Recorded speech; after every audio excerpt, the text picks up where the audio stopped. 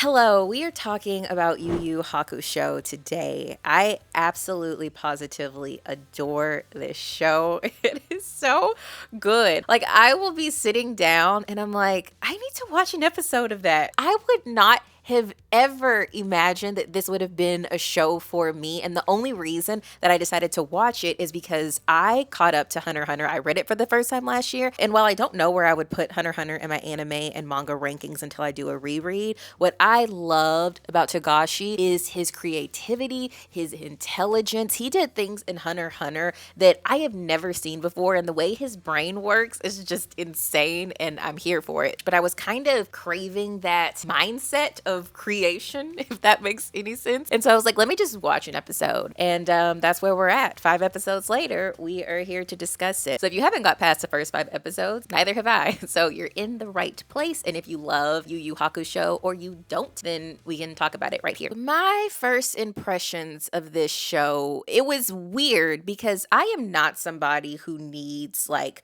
crazy good animation. That's never been me. I know when I started One Piece, a lot of people told me they didn't like, or a lot of people had issues with the drawings of the manga initially and the anime. That stuff does not bother me, but I don't like things feeling outdated.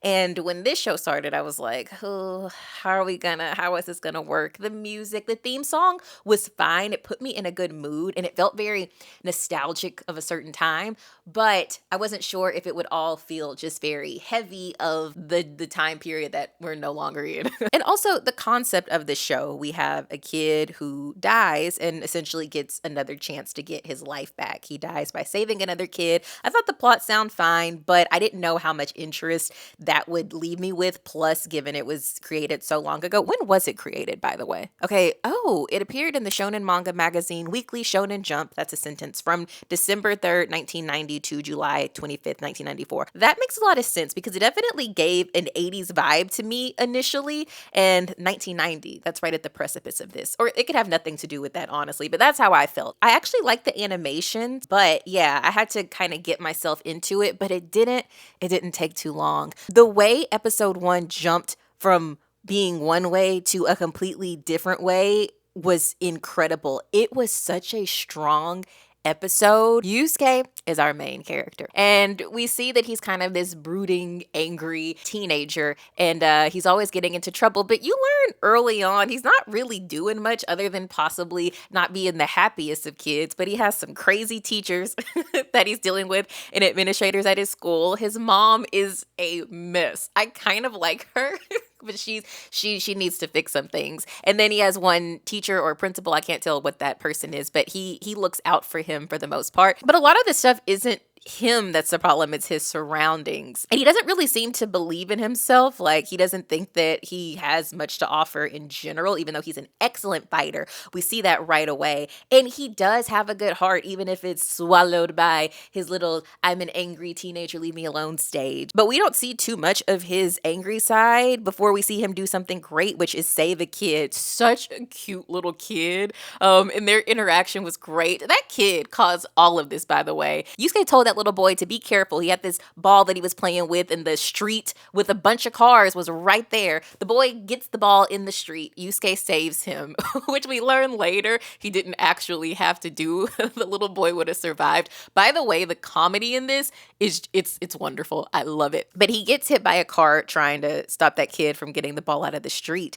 And this is where a lot of the magic starts. The creativity of Togashi is there. He's like a spirit. So it gives me like kind of Bleach vibes sometimes. So I'm just having a good time. We have Hunter x Hunter vibes, Bleach vibes. He has a Sasuke personality. I'm just here for it. And we meet Botan, who I really like her too. I really like all these characters. It's so interesting. But she kind of explains to him and to us inadvertently what is happening with him. And he is not alive right now, but he has a chance to come back to life. It didn't take me too long to get invested into this show, but what sold me me was when this kid was presented with this opportunity to get his life back, he declined. He easily and confidently declined because he basically stated that he would be doing the people in his life a favor by not being here. And that is already heartbreaking, right? But it was how he said it so calmly. It was disturbing. It gave me chills that this kid who has so much potential is okay with being done. And then right before that, he saw that the kid he said was okay, and that was like he said, I'm good with that and he can go. No, absolutely positively not. I was gonna fall in love with this, partially because that's just heartbreaking, and unfortunately I'm attracted to heartbreaking storylines, but also because there's so much to him. You can see it already that people look to him as, in a sense, a protector. Maybe not directly. I don't think they really understand that they appreciate him as a fighter, but he is that. He is somebody who has paved this way for himself, even if it's not the best way right now, but also because he just has one of those hearts in a character where you know you have to follow his journey and watch him see how great he is and see him grow. And it works so well with his chill, sarcastic personality. And I loved Botan. She wasn't aggressively trying to get him to do it. Like, she wasn't trying to force him, but she basically said things in a very simple way, like, well, maybe you should just see, you know? And it's not that I don't want people to try to tell people to stay alive. I think that's very important. But the way she did it, it's like she knew how to handle him. And I knew their dynamic. I knew the things surrounding him and his thought process. I knew all of that was going to just have me hooked, and I was. And by the end of episode 1, I was crying. How does that happen in episode 1? Botan kind of makes it to where he does take the opportunity to see, at the very least, his wake and how people act. And what an interesting way to do this. Like, it wasn't so obvious, like, oh my gosh, he was a great guy, we should have loved him. It was watching his mom slowly break. I think we see her sitting at first and then we see her break down. Him seeing his friend, what was her name? Keiko, and how much she cared about him, because when we initially see her, she's kind of bossing him around but wanting the best for him, and he gets to see why she acted that way when he passes away. There's this bully who I thought was going to be the most annoying character, who I adore, Kuwabara. We see him get emotional because he loves fighting. And he loved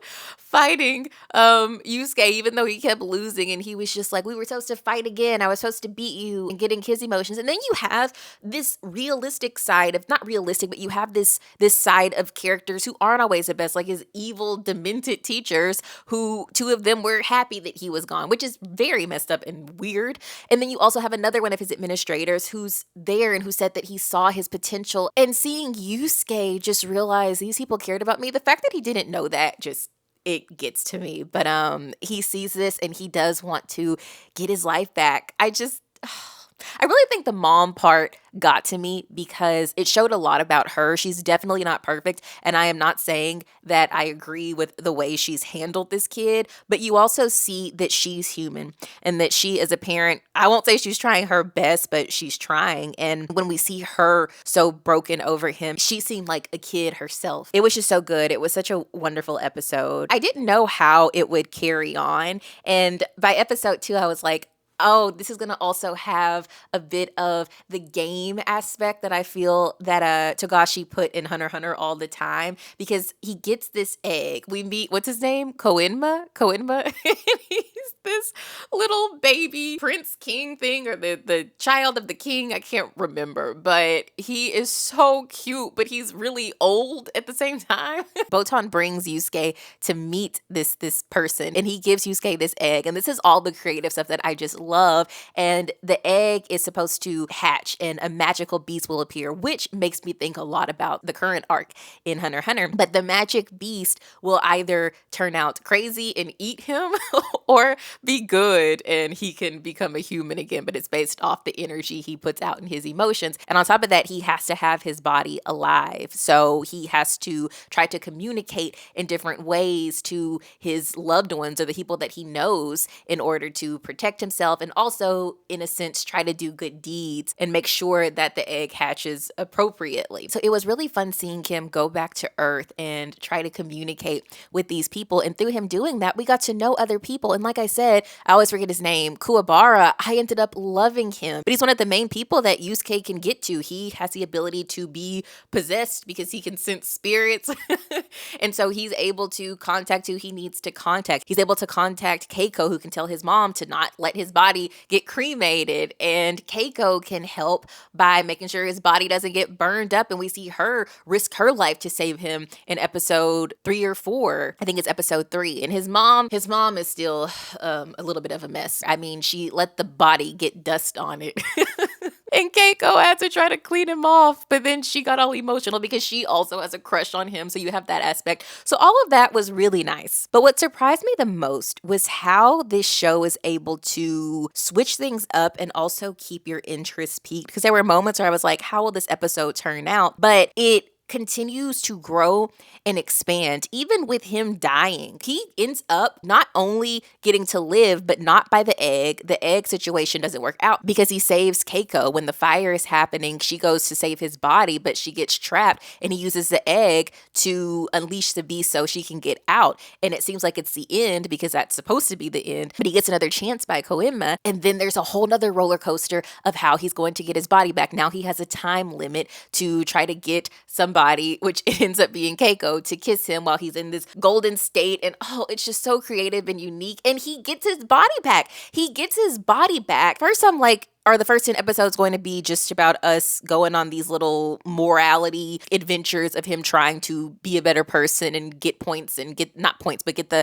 thing to hatch in a positive way? But it's not. Then I'm like, okay, he has his body back. What are we going to do there? And he becomes this, they want him to be a spirit detective, which again gives me Bleach vibes. So now the show, we end on episode 5 with that. It's going to go in a whole different direction and I love it. He has all these abilities to be something bigger and better than he could have imagined. Well, hopefully, because it's going to involve him, I'm assuming, risking his life a lot. Now, I do wonder with Koenma if he's good or bad. There was one moment where Yusuke was like, if I wouldn't know any better, it seems like everything is happening so I can't get back in my body. But then he helped him get back. And I hope he's not doing anything bad. It just seems like maybe he knew in advance that he was, and I guess he kind of said it, he knew that Yusuke was meant or had the abilities to be a great spirit detective, and that's all this is for, but we'll see. As far as these first episodes are concerned, I really don't have any complaints. There were 2 inappropriate things that happened, which I hope they keep that out. It doesn't need to be in this show. It is perfect. You don't have to put that in there.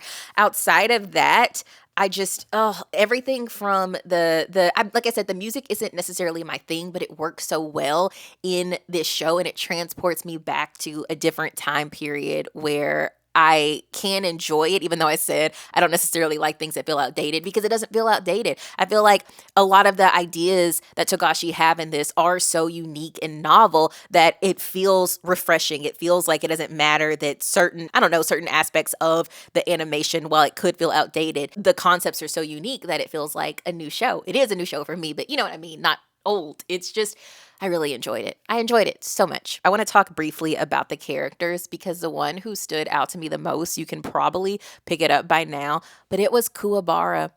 I think I like right now Kuwabara more than Yusuke. No, I won't say it's more than Yusuke because Yusuke is just, he's special, right? But the idea of having a character have such a great character trajectory in such a short amount of time was executed so well. I think I'm just impressed by the growth of this character. And is it really growth, right? It just seems like that's who he always was, but we saw him in a different light initially. The way they transformed our perception of him was done so well. The episode of him making the deal with the crazy teacher about not fighting in order to help his friend be able to keep his job because his family needs it. That alone was sweet, but him actually taking the hits for the fights and the teacher who's so insane changing the stipulations for the agreement and making it where he had to score a certain score on the test, and Yusuke coming in to help him study in his dream because that's how he can communicate, him just studying on his own prior to that and doing it, and then the man is almost still trying to play him and erasing changing the answer, but that other teacher who's still really nice and kind steps in and he just gets what he deserves, and I love that. So he's been He's been an excellent character. I did think I would like Keiko more than I do. I enjoy her character and I think she's so sweet. And her and Yusuke just have great chemistry, even though we've seen them apart, but together, I think that's done so well. I like her. I do. She's cool, but I'm not super connected to her yet, but I'm happy that she's here. I like Botan a lot. She's one of those people who I look forward to being in Yusuke's life. And there's still a lot we don't know. His dad, we don't know anything about that. We haven't met, I believe, the real king because Koenma, I have notes in front of me. That's why I'm looking down. Koenma is just the son from what I can recall. So I'll be interested in seeing that. But so far, I'm so comforted by these characters and who we got. And now I have no idea where the story is going to go at all. I don't know the state of his body, even though he's back and he's alive. It seemed like it was implied that he'll still have issues possibly dealing with his body now that he died and came back and all of that. Plus, with him being the spirit detective, I don't even know what predictions to make. Other than his dad having some kind of tie into this. And will he die again? This whole thing was built on him dying and coming back to life. So what happens when he lives, but death is inevitable and this was a show that started on him dying? Or will he make it to where people can live forever? I don't know. We'll see. In the end, just like Hunter x Hunter, thankfully, I feel like I am yet again a part of a story that is so rare. There's something about Togashi and the way that he writes and the way that he creates everything around his characters that make you feel like you're a part of something special. If you are a fan of this show, I have to know all your thoughts on these first 5 episodes because I definitely don't want to be spoiled. I will finish this series. It's great. I can't believe how much I enjoy it, but I want to know how much you all enjoyed it. And if you didn't like it, let me know why. And does it stay good? Because right now, this is a strong, in my opinion, a strong set of a first 5 set of episodes. Well, unfortunately, this video has come to an end, but I will definitely see you all in the next video. Until we meet again, I'm gonna go watch Yu Yu Hakusho. Bye, guys.